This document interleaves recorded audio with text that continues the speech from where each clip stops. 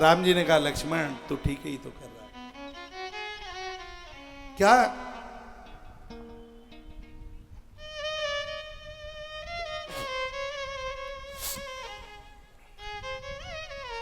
तुझे पता नहीं है कि जनक की बात, राजा की बात मुझे अनुचित नहीं लगी, मुझे भी अनुचित लगी, मुझे ठीक नहीं लगी, लेकिन हम करें तो लखन करे भी क्या? गुरुदेव के संग आए हैं और गुरुदेव की अनुमति और आज्ञा के बिना तो कुछ हो ही नहीं सकता। गुरु जी को भूल समझ में आ गई, दोनों शिष्यों को बात करते हुए देख लिया और उसी समय अनुमति दे दी। कहा उठाओ राम भंजो भव चापा, मैं टहूं तात जनक प्रतापा। राम खड़े हो जाओ और महाराज के ताप को, सुनैना के संताप को और जानकी के प्रताप को मिटाने वाले तुम ही हो। पुत्र ये धनुष तुमसे टूटेगा, आशीर्वाद है मेरा। राम खड़े हो जाइए, सुनि गुरु वचन चरण सिर नावा, हर्ष विषाद न कछु और आवा। आज गुरुदेव की अनुमति आज्ञा मिली, ठाण भये उठ सहज सुभाए। बहुत सहज है राम, खड़े हो गए।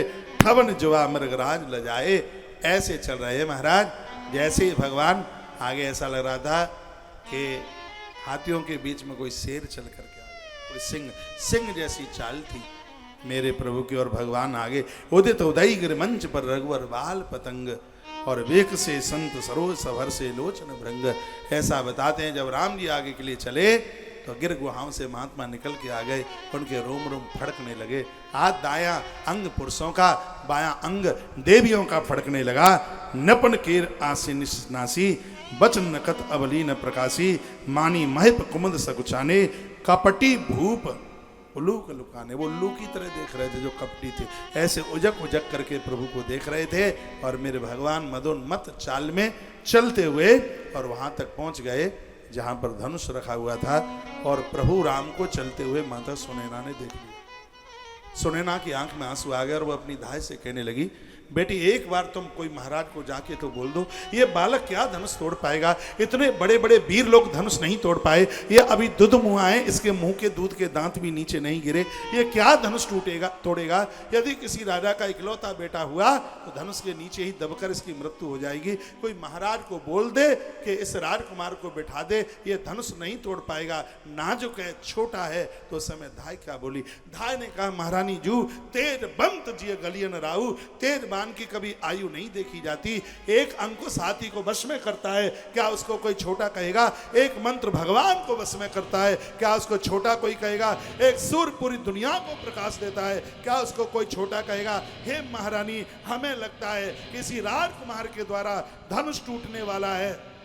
उस समय वहां जितने भी मिथिला के लोग बैठे थे वो सब मनौती भगवान से मांगने लगे। कहा, हे महादेव, हे प्रभु, हमने बेलपत्री आपको चढ़ाई, उसका फल हमें मिला हो तो यही हमें मांगे फल दे दो कि धनुष इसी राजकुमार के हाथों से टूटना चाहिए। किसी ने कहा हमने भूखे को भोजन कराया हो, किसी ने कहा हमने प्यासे को पानी पिलाया हो। तो हे महादेव बाबा, अपने धनुष के वजन को हल्का कर दो, इस राजकुमार के हाथ से ही धनुष तोड़वा दो, आपसे हम यही मांगते हैं। आज तक हमने देव मंदिरों में आपका दर्शन किया हो तो उसका फल हमें आप दे दीजिए और हम आपसे यही फल मांगते हैं। इतने में मेरे प्रभु श्री राम जी धनुष के पास तक पहुंच गए। ये मनौतियां मांगने लगे। लखन लाल को चैन नहीं, कभी खड़े होते हैं, बैठते हैं, इधर जाते हैं, उधर जाते हैं। विश्वामित्र ने देखा, कहा, अरे लखन ये बता, तो ये उठक बैठक क्यों कर रहा है, तुझे चैन क्यों नहीं है? लखन लाल ने कहा, गुरुदेव बस अब आप मुझे कुछ कहिए मत, मैं आपसे प्रार्थना कर रहा हूँ, मुझे अपना काम कर लेने दीजिए। गुरुजी ने कहा, धनुष राम को तोड़ना है, तेरा कौन सा काम बकाया पड़ा है? लखन लाल ने कहा, गुरुदेव क्या आपको पता नहीं है, धनुष को उठाने की इच्छा से प्रभु राम नहीं, धनुष को तोड़ने की इच्छा से गए हैं। और गुरुजी जिस समय धनुष टूटेगा, प्रत्यंचा कान तक खींचेगी, धनुष का भाग दो भाग में, खंड में दो भाग में धनुष टूटेगा, तो धनुष की टूटने की टंकार के द्वारा धरती मध्य में से फट सकती है। यदि धरती फट गई तो धरती की बेटी के विवाह में अवरोधकता आ जाएगी।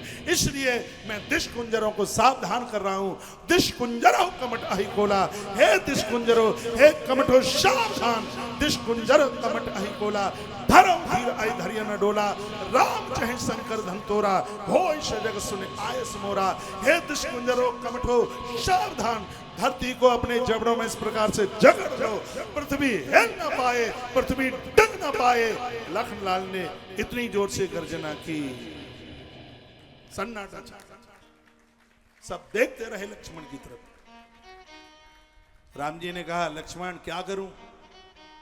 लक्ष्मण ने कहा भैया लगा दो निशाना, जो होगी सो देखी जाएगी। आज बैरागी ने भी अपना समर्थन दे दिया। मेरे प्रभु श्री राम जी ने सबसे पहले अवध की माटी को प्रणाम किया, सरयू माता को प्रणाम किया, जन्म देने वाली अपनी माताओं को प्रणाम किया। उसके तत्पश्चात मिथिला की धरती को प्रणाम करने लगे। गाय ब्राह्मणों को भगवान ने प्रणाम किया। उसके तत्पश्चात भगवान महादेव को प्रणाम भगवान ने किया। सभी देवी देवता आडंबर आकाश की तरफ देख रहे थे।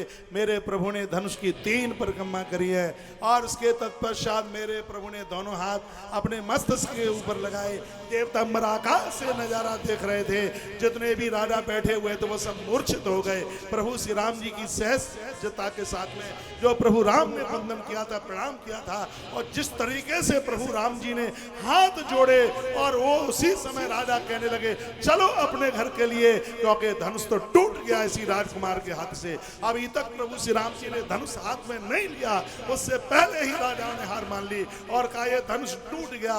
उसी समय मेरे प्रभु श्री राम जी ने धनुष के सामने अपना मत्था रख दिया। एक बार पुनः महादेव को प्रणाम किया। अपनी दोनों कलाइयों में मेरे प्रभु ने धनुष को संभाला, उठाया, धनुष को कान के ऊपर तक लेकर के गए। प्रभु श्री राम जी ने धनुष की एक प्रतिंचा अपने कान तक खींची और खींचते खींचते लेकर के गए, और जैसे ही प्रतिंचा कान के ऊपर निकली उसी समय भरे पंडाल में बड़ी जोर से प्रकाश हुआ। 3 बार आवाज हुई, कान कान कान तेई धनु तोरा तेहि छन राम मद, धनु तोरा तेहि छन राम मद, धनु तोरा तेई छन राम मद, धनु तोरा मद, धनु तोरा तेहि छन राम मद, धनु तोरा मदे भुवन दुनि गोर कठोरा तेहि छन राम मद, धनु तोरा मद, धनु तोरा